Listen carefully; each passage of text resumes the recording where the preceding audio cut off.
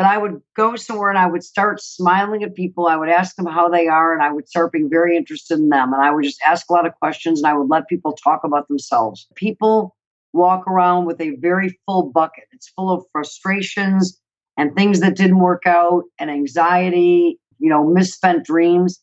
So I think no matter what you've got, no matter what solutions you have, because in the end, we really are people that are problem solvers and people that have solutions. If their bucket's full, they're not ready. No matter how good the stuff you have to put in their bucket, there's no room for it. But if you'll just talk to people, be genuinely interested, listen, let them empty that bucket, then they're all of a sudden very receptive to what you have to say, and you can fill the bucket up. If you're really, truly interested in people and you're asking them about their favorite subject, which is them, they're not strangers anymore. They think you're the most interesting person they've ever met because you're genuinely caring about them. Welcome to MLM Nation, a podcast of leaders, by leaders, for leaders, hosted by Simon Chan. He's built a team of over 200,000 and is now a full-time MLM coach and trainer. So if you're ready to level up your business, join us now. Let's do this. Hey, MLM Nation, this is Simon Chan. Hope you're having an awesome start to 2024. Today's another episode. We got great feedback from last week's Danny Johnson episode. A lot of you don't know, we started MLM Nation podcast way back. I had the vision for it in 2014 and started recording 9 years ago in 2015. Shared story about Danny Johnson last week. We had the launch of a female. We had the launch of a legend. And then, the first top 10 episodes were really important. And I had to launch with someone that was really special, who's done, over 30 years of experience. And when I thought about who these legends were, Lisa Grossmann was definitely on the list. I still remember I was nervous as heck. I was in LA, and this is before anyone did all these interviews. We just started doing them. And I remember she was in Hong Kong. We had to set up the time. I think I woke up at 5 a.m. in the morning. Go listen to the show. Hey, I don't think I was the most polished interviewer back then. Definitely, I was nervous as heck, but it turned out to be awesome. And Lisa's an incredible leader out there. And since then, she's done incredible things. And actually, the person who connected me with Lisa, which hey, if you haven't heard this, was Robert Hollis.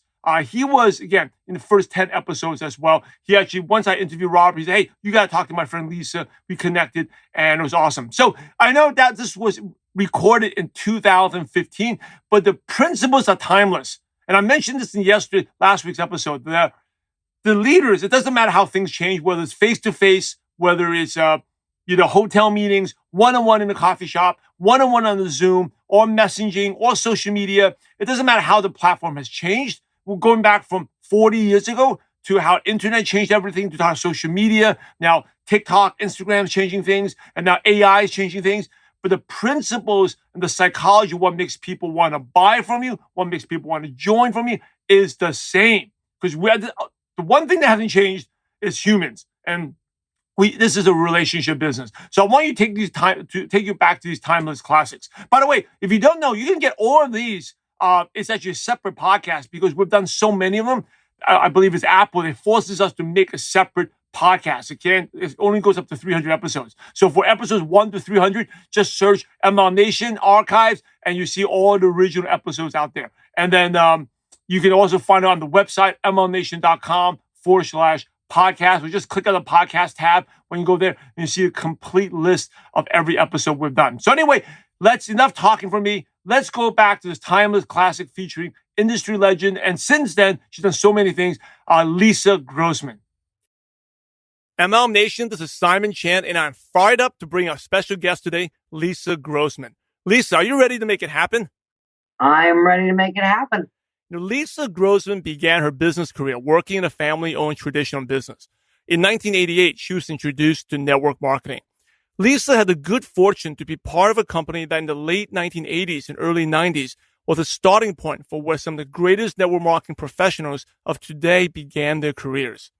As Lisa worked her way up through the compensation plan, she was working hand in hand with the best of the best.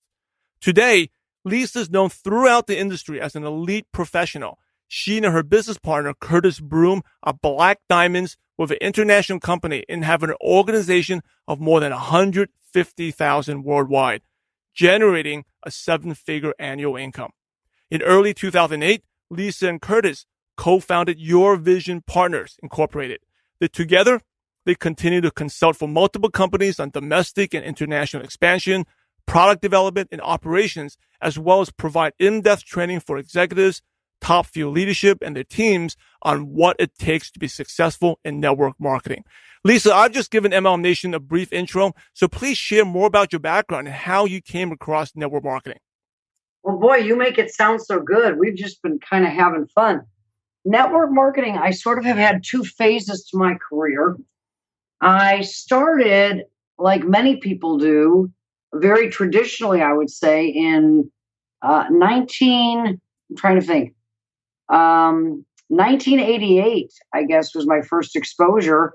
My phone rang, and it was my aunt who told me that she had found her fortune. I was working traditional family business, and she was going to get rich, and she wanted to come over and show me, what she had discovered. And I said, of course, come on over. She said she needed my help. And she came over and proceeded to, it looked like to me, take apart my sink and hook up a water filter to it. And I have to laugh. I mean, I remember thinking clearly, she's going to get rich becoming a plumber. I mean, I was flabbergasted. And she hooked up this water filter to my sink, and she secured this promise for me very seriously. You have to promise me, Lisa, that for the next week, whatever you do involving water, you're going to only use this filter. When you make concentrated orange juice, you're going to use this water. When you give your pets water, you're going to only use water from this filter. Whatever you do, only this water. And I said, oh, yeah, I promise. And she left, and we did as she asked. For the next week, we used only the water from this filter. And then she came back and, asked us to compare. And sure enough, there was a difference. The water tasted better when it came from the filter. The pets turned up their nose when you tried to give them the water that wasn't from the filter after a week of only using that. And I said, I'll be happy to buy one. How much are they? And she said $179. And she said, great. I said, out of curiosity, how much money do you make when you sell one of these? And she said, $59, but I can work myself up where I make as much as $120. I was sitting there, kind of wondering how all of this was going to lead to millions, because I couldn't imagine that no matter how many sinks she ran around town and hooked this up for, where that was going to lead to a great fortune. And I burst out laughing. And then I said, how long do they last? And she said 3 years. And I was even more flabbergasted. And I said, well, maybe I could buy two, trying to help her. And she said, you should look at this as a business. And at this point, I was hysterically laughing. And she said, well, you just don't get it. You need to watch the video. And she left me with a Betamax tape, which she'll show you how many years ago this was. And I watched a very fascinating video talking all about the water industry, the bottled water industry specifically, and how it was made, be very small today and only take up like one shelf in the grocery store. But someday it's going to be whole aisles, and everybody's going to be drinking bottled water. Imagine that. And if you look at where we are today, it doesn't seem as ridiculous as it is back then. And here you had this alternative that was pennies on the dollar, yada, yada, yada. And it was a very compelling video, but I still didn't really make any kind of a connection. And I doubt that anybody else would have, as to how this information and that process I had watched her go through was going to lead to a fortune. And she said, you have to talk to somebody else, my business partner. And she put me on a 3-way call. And I was speaking with someone who proceeded to tell me that, he had made a lot of money in real estate that had gone bust. And now he was making $30,000 a month. And my ears perked a bit, quite a bit. Still didn't connect it, but he said, you have to go to the meeting. I went to a meeting in Dallas, Texas, and there were about 300 people there. An interesting room, a very eclectic crowd, one that I was not anxious to admit that I had attended. I sat in the back of the room. My body language indicated to anybody who was looking, I did not want to be there, and I could not wait for it to be over. That meeting went on and on and on, and people were drawing circles, and all I wanted to do was get out of there. And finally, mercifully, it was over, or so I thought. And as people started standing up, I stood up looking for the exit, only to be told, Lisa, you have to sit down. It's the best part is coming. And I'm like, there's more? And a whole group of people went to the front of the room to line up to tell what I've now since learned, of course, were the testimonials. And I was like, for the love of God, can we ever get out of here? But what I didn't realize was that was, in fact, the best part of the meeting, because I started to listen to people tell stories of what was going on in their lives working within this company, which at this point I thought was a little nuts. But it wasn't the money that they were talking about, although they were making a lot. They were talking about a type of freedom and how much fun they were having traveling and working with people. And I was intrigued because I certainly was making a good living, but it was in a family-owned business, and I felt very much a slave to it. So as I listened to more and more stories, I was kind of getting fascinated with the whole thing. And when it was finally over, I was kind of, a little bit curious. So I went to the lobby after it was over to use the payphone to call my husband, which should give you an idea of how many years ago this was. And I called him and he said, how bad was it? And I said, Steve, it was so much worse than you could ever imagine, except for one thing. And he said, what? I said, these people are dumber than we are. They're uglier than we are. And they're making more money, having a lot more fun than we are. And he said, you actually want to try this? I said, I think I do. And he said, well, as long as you don't tell anybody, I've got no objection that we know.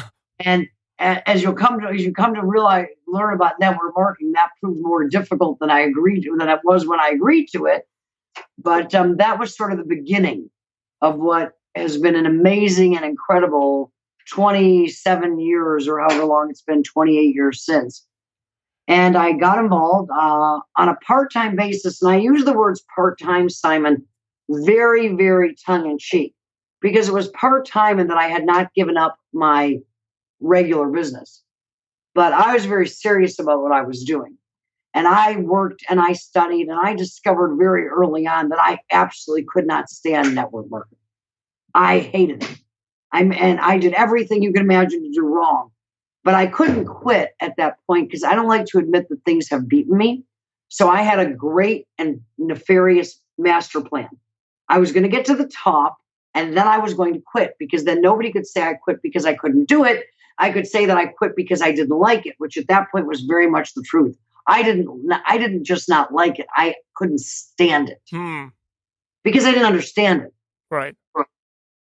I learned over the next 2 years. I did everything wrong you could do wrong. I did get the rank and advance in that company because that was my goal and mission. I think that I want, very much like when you're in the Brownies or the Girl Scouts, I wanted to get every merit badge you could get. And I made myself the issue. I, did all the work, and I positioned all the people, and I built a paper empire that was more about title than it was about making money. Didn't make a lot, didn't lose a lot, sort of broke even in over a year and a half or however long it was. But I got a massive education about how the business model worked. And along the line, I began to really understand what network marketing was, and I fell madly in love with it. And the rest, as they say, is kind of history. Yeah, that's just such an awesome story, and there's so many lessons behind that. I think the biggest aha moment I got from your sharing, Lisa, is that you hear that facts tell but stories sell, right? And a lot of distributors and listeners here, they think more facts about the product, more facts about how the industry works, the company. Most of the time, that bores people, and people doesn't touch people's hearts. But what actually gets someone excited and motivated is like what happened to you, like listening to the stories, because people relate to stories. It's also the only place that people can be effective. And I don't want to go off your format, but, if your listeners are listening, I think that this will help them. When people are brand new to the business, you have about an hour really to deal with the fears that even if they don't realize they've got, or they know they have them, but they sort of go away for that hour that they start to get excited. Then they're going to be dealing with them the minute they go back outside and they start to talk to people. Well, nobody can learn everything there is to learn about the products in an hour, no matter how great a teacher you might be, or no matter what kind of information packets you have to teach them. So you might as well not even bother teaching them anything about the product. Let them get their experience with the product, because their love affair with the product, their passion for the product will take care of that. And that's part of their story. And there's no way that you could teach anybody everything about the comp plan in an hour well enough that they could present it on their own at the front of the room next week. So don't bother trying to get them to understand anything about the comp plan. Because if they go out and they share their passion and excitement for the product, people that they know, love, and care about will buy it at least enough to try it. And they'll make a little bit of money doing that, which will create some excitement. The only thing a brand new person has that is going to enable them to get off to a good start that they're going to feel comfortable with telling is their story, because it's their own. And they may not be a great storyteller initially, but nobody ever tells their own story badly because they know all the facts. It's like trying to repeat a joke someone else told you. You'll never get it right, but you'll never get your own story wrong. So stories are the most compelling because all people need to tell their own story effectively is the passion and enthusiasm for what they're doing. So I think that, yes, I think that if people will understand that when you start something, if you'll just embrace your ignorance about all the facts that don't matter anyway, because you've got a support team that knows all of those, and you'll learn them in time as a child learns to speak by being in front of it, and just, get caught up and be able to tell your own story and learn whatever it is you have to learn with, and be able to express it with passion to get people in front of those that already know how to do that. You'll learn all that in time, but you and your team together will be able to share the complete story of which your own experience is your part of that process, and you'll get off to an awesome start. Lisa, you're a very good trainer. And so I'm interested in how you would teach the listeners here. If someone is like that, right? They share the stories, but their prospect asks them, they want to know about the pay plan. And you're absolutely right. You can't explain the pay plan in 5, 10, 15, even 1 hour. You can really explain it really well. What do you recommend distributors to use? Do they use a tool, or do you just bring people to meetings? What would you recommend them to do? If, like, for example, their best friend keeps them pestering them about the pay plan, but instead they just share them the story. So what should they present with? It's interesting that you should bring that up, because first of all, I will start out with a caveat, because I always like to give people the whole information, because, I never like to say always or never, because then people find the one time you didn't obey your own rule. But let's say, as a rule of thumb, to this day, I don't believe in being the expert with your own prospects ever. Not because you can't be, but because you're training somebody from the very minute that you talk to them. And I don't want them to expect that they have to be where you're at. So your job is never to be in that position. I'll quote Jim Faubert, who I consider to be a mentor, and I think that all success leaves clues. I think that all the people that have been successful over time would say this in some form or fashion. If your lips are moving, it's to point, guide, or direct somebody to a third-party source of information that isn't you, to tell a story, your own or someone else's, to introduce a speaker that isn't you, or to read something because everybody can do it. So I was never about explaining the comp plan. I built all of my businesses for 25 years asking 3 questions, or let me call them 3 themes, because everybody has to ask questions and do things in their own language so it's comfortable and familiar to them. That's why I say I teach concepts, not scripts. But basically, people's biggest mistake is they think they have to know everything about everything. They have to be incredibly interesting, in other words. When really nobody cares about how interesting you are, because what's everybody's favorite subject, Simon? Themselves. Across the planet, themselves, of course. So you really need to be interested in other people. So if you go out and you talk to other people with being interested in them, with no agenda as to your opportunity at this point, but just being interested in them, eventually the conversation is going to come down to this. And it's, are you happy? And when I ask people, are you happy? I'm not asking them, did you have a cotton candy, zippity-doo-dah kind of day? It's basically, are you satisfied? Are you content with your life? And most people initially, when asked that question, if you don't take the time to be interested first, they're going to do what society has conditioned them to do, particularly in North America. You call 20 people today and ask, how are you? Regardless of how they are, if you start out with that question, they're going to say, fine. Because we're taught to believe that people really don't care. And people aren't fine. I always say that fine stands for effed up, insecure, neurotic, and emotional. Most people are not happy the way things are. So if you talk to them really interested, eventually the facade will drop, and they'll start to tell you that they're not all that fine. They're not all that satisfied. They're not all that happy. Most people aren't. And notice, I didn't ask the question, do you want more money? Some of the best people that I've ever worked with, myself when I got started, it wasn't a money issue. It was a lack of happy issue, because we all felt like slaves to our businesses. A lot of people are so busy sacrificing so their families can have a better life. Their families are busy having a life without them. They've got plenty of money. They hate what they're doing. But most people are not satisfied. So you say, are you happy? Eventually they're going to say, no, I'm not happy. So the next question is, well, do you have a plan to change that? And you're not asking them if they have a plan because you want to hear their plan. You know they don't have a plan. If they had a plan, they wouldn't be asking you, they wouldn't be talking to you about how unhappy they were. They'd be out working their plan. You're asking them if they have a plan because you want them to connect. I'm not really satisfied. And guess what? I don't really have a plan to change that. Because the next question is, would you like to see one? And the follow-up to that is, it's probably not for you, although I'm sure you're going to love the product. But if you do see what I see, maybe together we can do something special. Maybe I think together we can crush it. And then you get people in front of the team. And the team can be the tool or the meeting or the upline, anything that isn't you. And the reason is 80% of new people are introduced by new people. They don't know anything anyway. So if you don't allow yourself to get in that confrontational situation, it's okay to say to somebody, look, I just got started. I don't know enough about the comp plan to do it justice. And I don't want this great opportunity, which possibly could be a key to you changing your life. I don't want to ruin it by not giving you the best possible information that you can have. And that's not me, because I've only been here a week.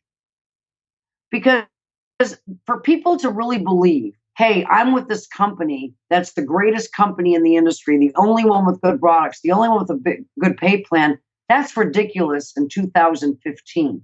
The industry is coming out of the garage. There are a number of good companies. There are companies that are ridiculous and aren't good, but there are a lot of good companies that all have good pay plans and good products. What's unique when you pick a company?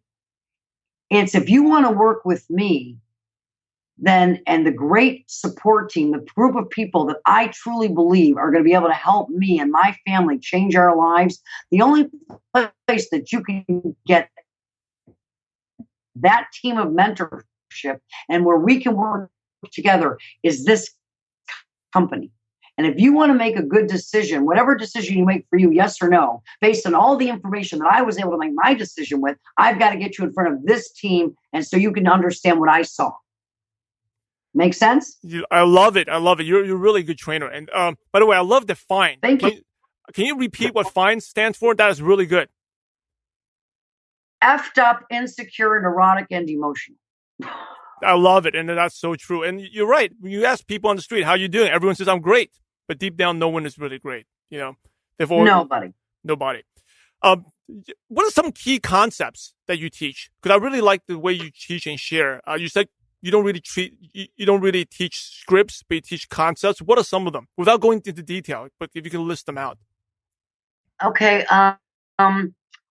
Put your efforts where they're deserved, not where they're needed. I think this is one of the hardest ones for all of us, but I think it's a real key to long-term success and to building phenomenal teams.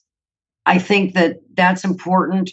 I think that it's really important to understand for people to understand that it is a business. It's not a numbers game. People are not numbers, but it is a numbers game. And to understand that we don't want to trip over people on the way to looking for superstars. You need to create an environment that is inclusive of everybody. So if you want to have a real long-term success that pays you residually, which is what we all talk about, you have to create something that everybody wants to be a part of, regardless of how much money they want to make. And because it has to be okay for somebody to realize their dream. If somebody tells me they want to make $400 a month, the grandmother, all she wants to do is make $400 a month so she can buy the grandkids presents without telling grandpa about it, and she's able to do that, that's a success story. And it doesn't matter if I think she should want to make $4,000 a month. It doesn't even matter if she can, because if she doesn't want to, that's okay. So if somebody wants to make $10 a month or $100 a month or $10,000 or 100,000, it's okay. We have a place for everybody. What we can't do is let somebody think that a $10 effort is going to yield a $10,000 result. But we can't make somebody feel that there's anything wrong with a $10 effort, because a large organization, at the end of the day, we're about building networks of consumers. And the money is made by learning how to become a person who can work through people to find other people that can deliver that message without offending people along the way, because consumers and consumption long term is what creates the massive revenue that rewards those that can do it well so well. I think you just summed up the key to success in network marketing in one sentence. That's Thank you. very good. So Lisa, thanks for sharing about the concepts. Let me go back to your point where you really, I love your attitude. Like you hated the business, but you wouldn't quit because you don't want to prove people right? So you wanted to get to the top and then quit. But somewhere along the process, you went from hating the business to embracing it and to loving it. What are some things that made that change in attitude that got you, because it's not common? It's when I started to realize, back then, I'm going to show you my, I've grown. One day I woke up and I realized that network marketing was the last frontier of, I would have said then, the American dream. Today I call it the global dream. And I began to understand that it really was like nothing I had ever seen. That people could get involved with very little capital investment. Sweat equity really would do it. It didn't require any kind of specific skill set or education or large amount of capital or particular educational background or all the things that most people would credit being necessary for success. But for me, it was the biggest paradigm shift when I realized that I had never seen anything before, that the better you were at teaching other people everything you knew and making them better than you were, if that was possible, the more money you could make. And that was so completely different than anything I'd seen. In traditional business, you might really want to share everything you know with somebody. But by the very nature of the competitiveness of the way that territorial businesses work, it's not possible. If you have an ice cream store and you teach your best friend or your competitor all of your secrets, what if he opens an ice cream store across the street from you? He could put you out of business. But in network marketing, you want to teach people everything you know and then some. You start out believing that you want to get on the stage and you want to be the stage person. And of course, that's normal and that's good and that drives you and that's motivating. But you start to realize you want to get on the stage as fast as you can and you want to get off of it even quicker and get all the people that you're helping, sponsoring, mentoring, pushing and inspiring on the stage. And you want them to get people on the stage. And you hope that you never get on the stage again because everybody that you help put on the stage is so much better than you that you're not good enough anymore. Because if you can make that happen, you're making more money. And where else in the world is that possible? And I got hooked on that. And you start to have people that you've never met come up to you and say that something you said, something you saw in a video, something they heard about you inspired them or changed their life. And it's the most addictive thing that will ever happen, much more so than the money, which after a fashion is not important anymore, or cars that you can buy. The idea that you can really start a global empire from a spare bedroom in your home today, from a smartphone in your hand, and that you can have this ripple effect go around the world and that it's real. It's just, I fell in love with that concept, that reality, that became a reality for me. What would you consider to be your proudest moment in network marketing? Oh God, I've had so many things happen to me in the space that I never imagined would happen. I don't know, some of the people that I've gotten to speak on stage with, that I've shared the stage with, being involved early on with Eric's Rory's Dream of Network Marketing Pro. We've been friends for over 20 years. And I spoke at the very first Network Marketing Pro Recruiting Mastery along with Jim Faubert and Richard Brook. And there were 200 people in that room. And the one we just completed last November, my partner actually was the MC for the second year. There were 8,000 people in that room and another, I can't imagine how many thousand via live stream. And this coming year, there's going to be one in Vegas as well as one in Europe, and getting to be there from the very beginning and the people that's enabled me to be on the stage with and the invitations that I get, even now, sitting in Hong Kong. And I think being one of the first people to be able to go and live overseas and have been a small contributor to all the young companies, the non-40-year-old giants that are coming around the world today, because we were two of the first people to come over here in 2004 and be based in Asia on this side of the world and open up the People's Republic of China. But even now, being a person that somebody like you will seek out to do an interview like this, I would have never dreamed that that would have happened for me in my lifetime. And I don't think without network marketing, it would have. Being recognized as some sort of thought leader. And I don't get that. I'm thrilled. I love the fact that I can help and maybe make a contribution and help people look at things in a different way. But all of it is just amazing to me. Yeah, it's really amazing. It's really exciting the way the industry, and I remember that first event where it's 200 people. Actually, that's where I first heard about you, Lisa, when you spoke there, and to see how it's grown. I think people just realize that times have changed, and the traditional 9 to 5, go to school and get a job doesn't work anymore. And people, would you agree with me? Like, it seems like people are way more open now than it was 20, 30 years ago to something like network marketing. I think they are, but I think it's all relative, because I think that the more things change, the more they stay the same. I think that technology changes, human nature doesn't. I think that network marketing was the original social network. And I think because of social media and because of the younger generation being so much more comfortable communicating with people that they don't know, if you talk to people my age, they're most uncomfortable with is they don't know how to talk to people. They're afraid to talk to people that they know. They're afraid to talk to their friends, etc. If you talk to my daughter's generation, that's not the fear. Because there's so much the Facebook generation and the Twitter generation. They're very comfortable communicating in ways that we weren't.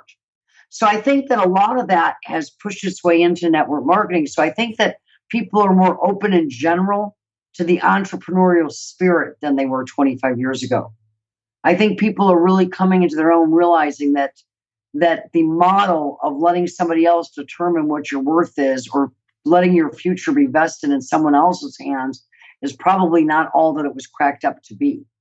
So I think people are going back to where they started. I think if you go back, 200 years, 250 years, people were entrepreneurs back then too. And then somewhere along the line, we all became convinced that we were supposed to go work, for factories or get these jobs and all the rest of it. And I think that the age of meritocracy and striking out on your own is coming back into its own in an age of where technology and globalization and the world becoming so much smaller and barriers breaking down, that people are just seeing possibilities everywhere. And network marketing has been around for 60 years. So it's like the newest old game in town. Yeah, moving on, Lisa, the leaders like yourself have a certain tenacity, a total different mindset, or we'll call it inner game, right? And so, of course, during your journey, not everything's smooth. There's been a lot of bumps and bruises. Take us back to one of your worst moments in network marketing, and how did you overcome that challenge? Maybe it was the time you wanted to quit, or there disaster. Have been many. Let's see. I came over here. I was over here, based over here. We had all started a company, the Little Engine That Could, in about 2001, actually, and took off like a bandit. And then 9/11 happened. And then we, instead of going to Europe, which a lot of companies were doing that direction, we headed toward Asia. And in 2004, we came over for a couple of weeks to deal with some issues we had in the Hong Kong, China market. Ended up staying over here, commuting, being based over here all the way till 2008. And that company was magical. We went around the world. It was a magical team. It was a magical moment. And the company went public, which back in those days, the guys that owned it were young, and it's like the dream come true. Public companies go public, how glamorous all that sounds. And the public world is a different world than the entrepreneurial world. And it changed the company. And the company is still around today and doing very well, and I'm happy for them. But it wasn't the company that we all started, the happy gang that started all working together. I remember days when we picked and packed the products by night and we were working like crazy.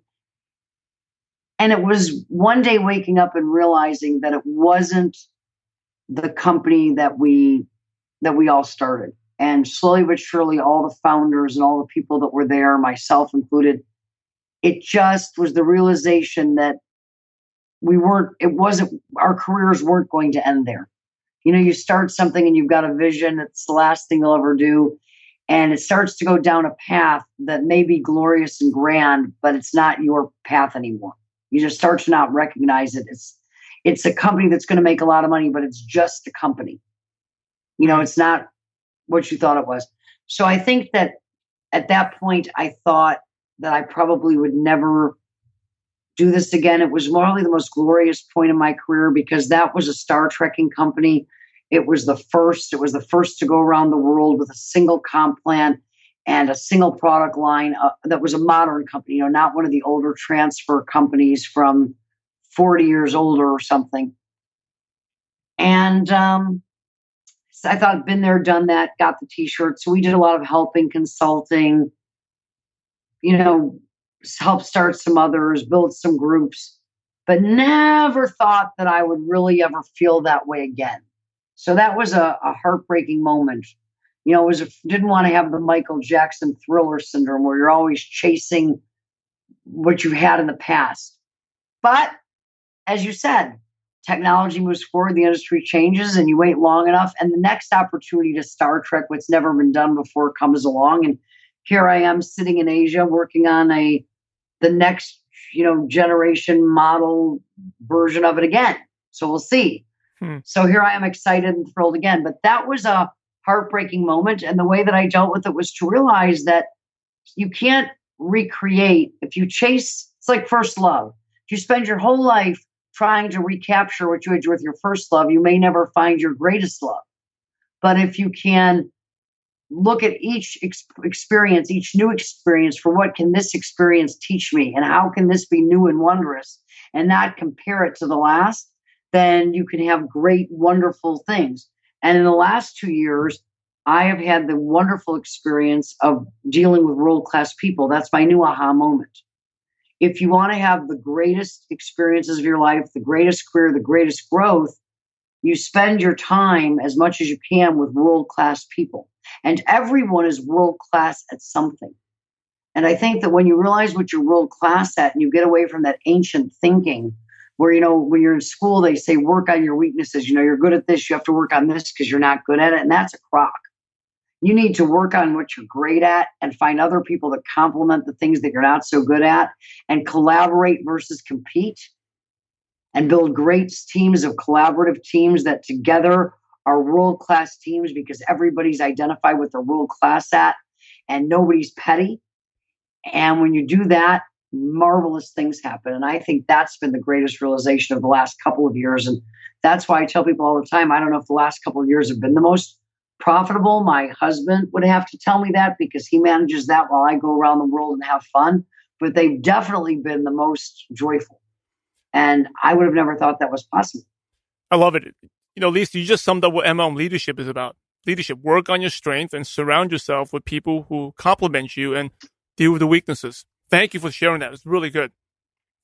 Now, I have to ask you this because I find it really fascinating. You live in Hong Kong because I'm born and raised in Brooklyn, New York, but my parents are from Hong Kong. And even before I had kids, I used to go to Hong Kong like twice a year to visit. So what brought you out there and how long have you been living there? And obviously you love it since you're out there, right? Well, yeah, actually, I came here originally in 2004 to deal with a huge problem with a company that we were working with at that time. We weren't even aware that the company had gone into the mainland. We thought we were only open in Hong Kong. And I was over here doing an event, and it was right before I was here at the end of March, and I went back to the States, and there was a problem percolating we thought we dealt with. I landed and came back 3 days later to deal with the problem and didn't touch back in the United States for 5 months. And in order to deal with that problem, it became apparent that we were going to have to be based on the ground. So I commuted back and forth from 2004 to almost 2008. And in the process of doing that, ended up opening most of Northern Asia. Never made it to Southeast Asia at that particular juncture. And then went back into the States in 2008 and have been back in Asia many times since, developing teams with the company we went on to later with the same team after we left that publicly traded one. But still was probably based in the United States. Our income was relatively passive because it doesn't really in that secondary company, it didn't really belong to us. Our leaders are phenomenal, and it was really their business, and we supported it. And it was primarily based in the mainland of China, Vietnam, and Thailand. But that original team that we worked with years ago, Curtis had been the president of a company. I had been a top distributor there. Terry LaCour had been the founder and CEO.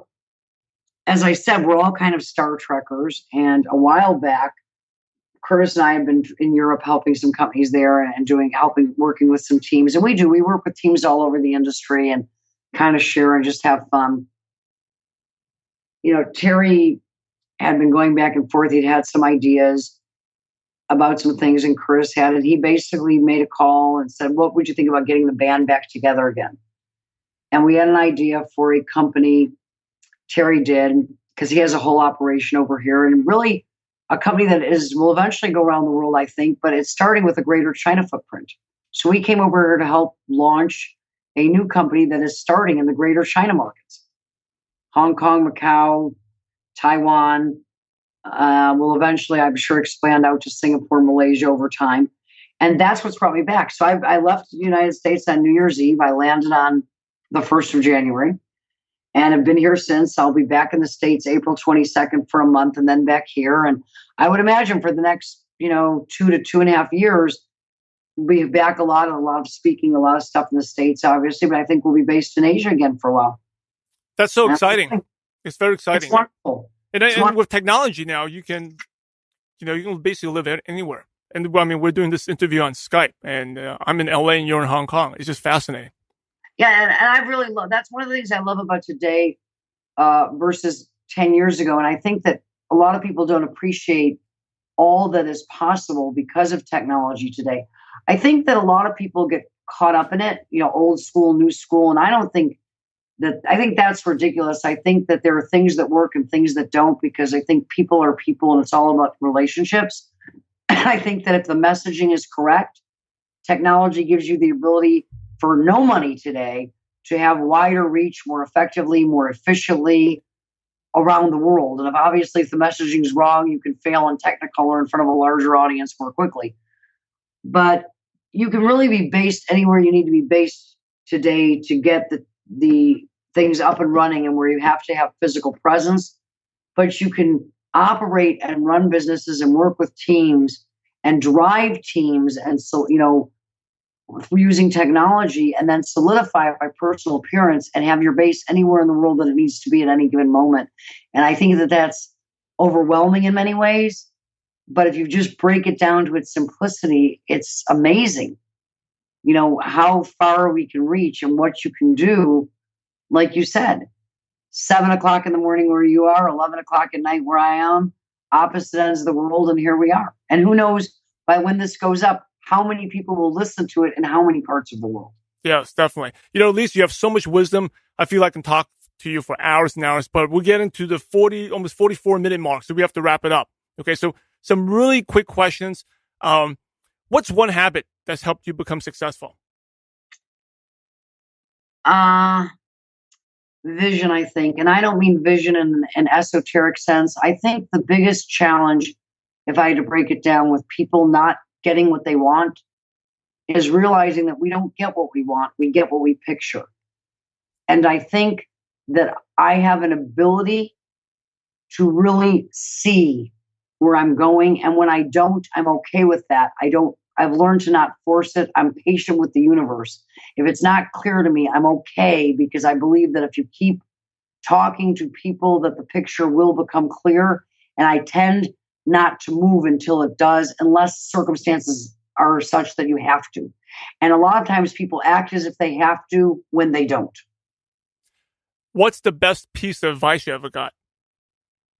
The best piece of advice I ever got was, it is better to keep your mouth shut and be thought a fool than to open your mouth and remove all doubt. I love that.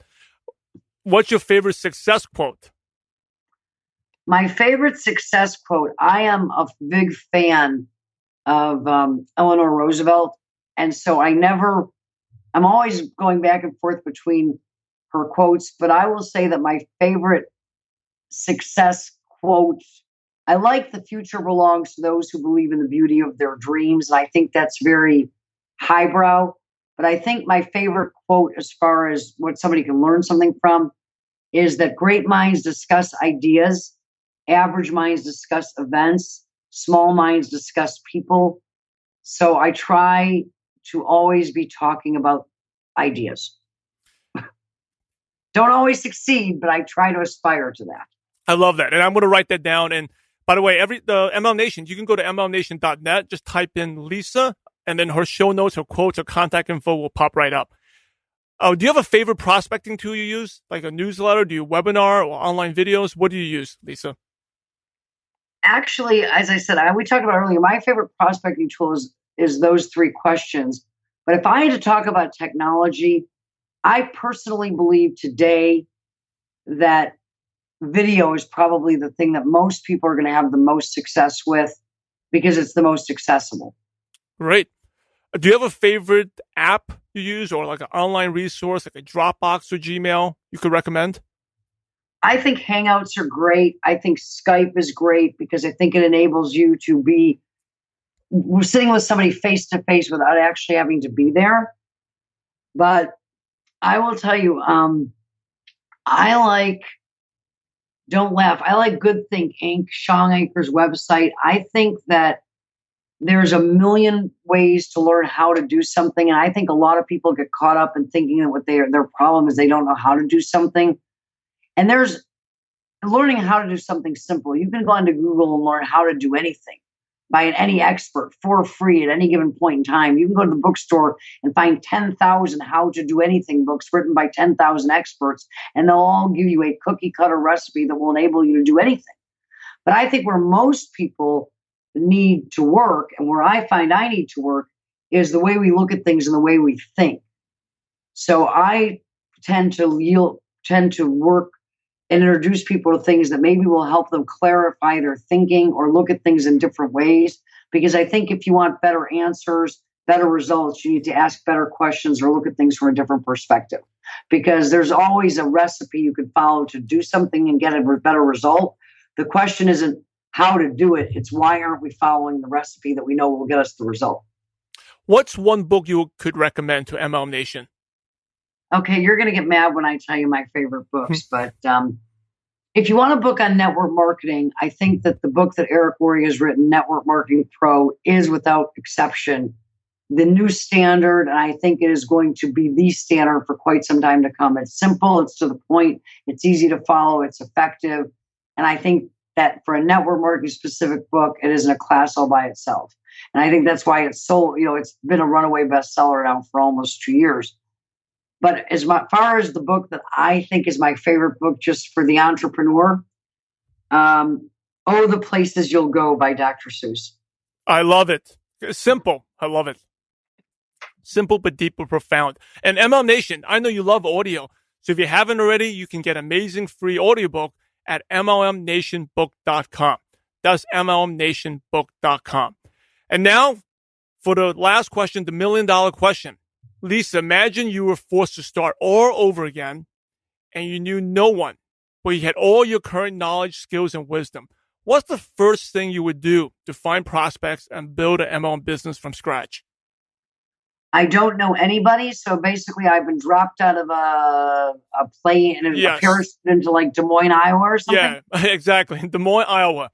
You know no one. What's the first thing you do to find prospects?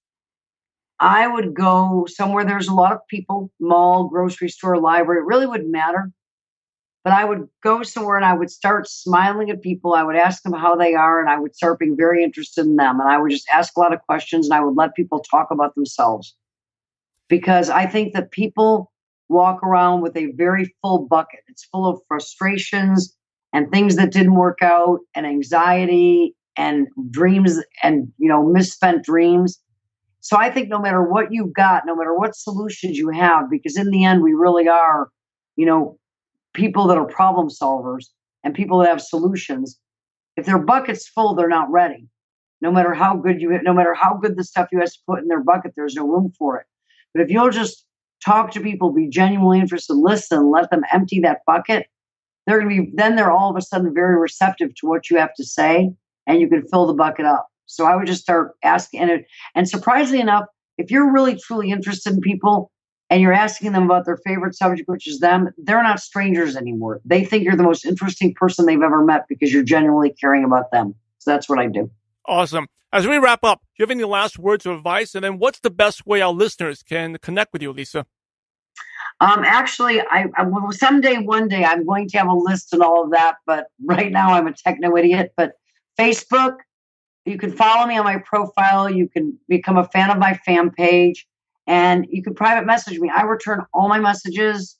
I respond to everybody. Sometimes it takes you about 24 hours, but if I can help anybody, feel free to reach out. If I can help in any way, I'm happy to do that. My best advice: people tend to overestimate what they can do in a month. They tend to underestimate what they can do in a year. And because of it, they tend to have the same awful month over and over again.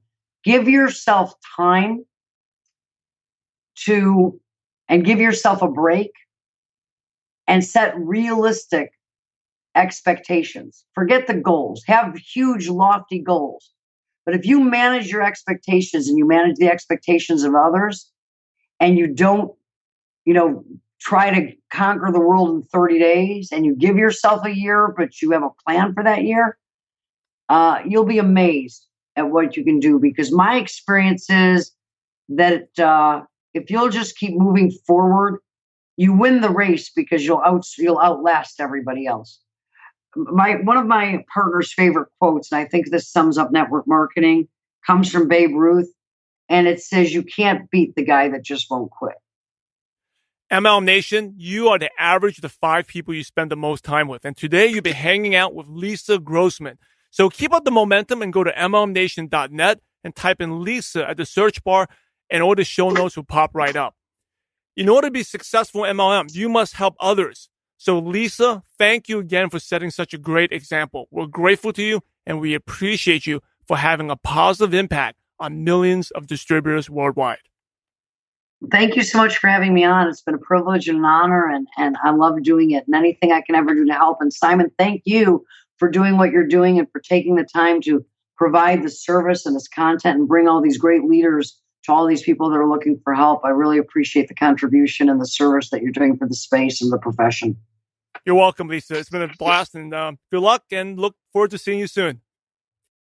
All right, MLM Nation, that's Lisa Grossmann there for you. Go to the show notes page, click on MLMNation.com. I'll put her Facebook profile in there. She's an amazing networker. Just watching her grow and keep doing things. And since I've interviewed her, I saw her go through challenges, but then bounce right back on top. And she and her business partner, Curtis, have done incredible things since we did that interview back in 2015. And if you ever met Lisa in person, she's the biggest giver. I still remember meeting her after the interview in Las Vegas at Eric Worre's event, and immediately just, "Hey, Simon, how can I help you? How can I help you?" Just going out there being a giver. And that's what makes us successful. So anyway, if you like these episodes, let me know. Make sure you drop in a review. If you haven't done so, hey, these episodes, even though they're re-airs, they take a lot of my time to go through them, take my team to rehash and to update them. So make sure you leave us a review. Subscribe to us on the YouTube channel as well. And share this timeless classic with your team. And don't forget, you can get all the archives as a separate podcast. Go to MLMNation.com, archives to your favorite podcast player, or see that complete list. Just go to MLMNation.com, click on the podcast tab, and you see them there. Hey, this is Simon Chan. Appreciate you all for being this part of an amazing profession. And apply the principles that Lisa talked about and go out there and have a positive impact on someone's life. God bless you all.